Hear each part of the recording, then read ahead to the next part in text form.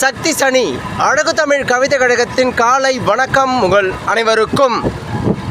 தினம் தினம் ஒன்றையே சார்ந்தது போல் அழகு தமிழ் கவிதை கழகத்தில் வரும் பதிவுகள் இருப்பது என்றால் அது ஒன்றையே சார்ந்தது போல் தெரிந்தாலும் அதன் உள் அர்த்தங்கள் வாழ்வியலை வாழும் நெறிமுறைகளை சொல்லும் வண்ணங்களாக தான் இருக்கும். என் உறவுகளே, எத்தனை அரசியல் அமைப்புகள், எத்தனை கட்சிகள், எத்தனை ஆண்டுகள் பல கடந்து ஆட்சிகள் நாங்கள் புரிந்து கொண்டிருக்கின்றோம் என மாத்தட்டி கொண்டு இன்றளவும் இருந்து கொண்டிருக்கின்றார்கள். இருந்தாலும் ஏழைகள் யார்தான் உண்மையான ஏழைகள் என்று கண்டறிய இதுவரைக்கும் இல்லாத தன்மையில்தான் இருந்து கொண்டிருக்கின்றார்கள். சில வலைதளங்களில் வரும் ஒரு சில நிகழ்வுகளை கண்டு மனம் வெதும்பிதான் இந்த பதிவு. இன்று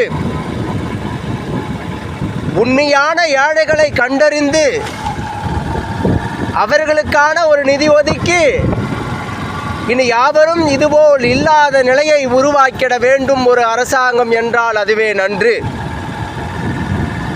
அந்த நிலை என்று வருமோ அன்றுதான் இந்த உலகம் எப்பொழுதும் சமமாக தென்படுவது போல் மாறும்.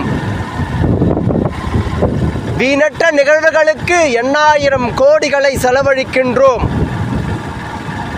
வீணற்றது போர். இருவரும் பேசி தீர்த்து கொள்ள வேண்டிய ஒரு விஷயங்களில்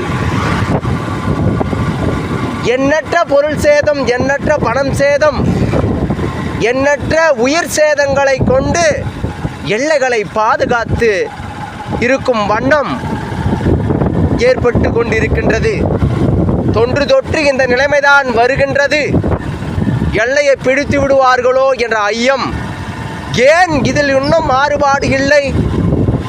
தொன்று தொட்டு காலங்களிலெல்லாம் எல்லைகளை தாண்டி பிடிக்கும் எண்ணம் ஏன் இன்னும் இந்த கலியுலகத்தில் திருந்தாமல் இருக்கின்றது?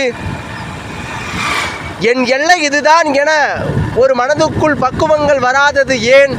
அனைத்திலும் மாற்றம் மட்டும் வந்துவிட்டது என மாத்தட்டி கொள்கின்றோம். இன்னும் இதுபோல் விஷயங்களில் மாற்றங்கள் எட்டி பார்க்கவில்லை. அரசாள்பவர்கள் இதில் கொஞ்சம் முனைப்பு காட்டி நம் தேசம் எப்பொழுதும் எல்லைக்குள் தான் இருக்கும் நிலை செய்து அவரவர்கள் நாடும் அவரவர்கள் எல்லைகள் என பக்குவம் மனம் கொள்ளும் அளவிற்கு மாற வேண்டும்.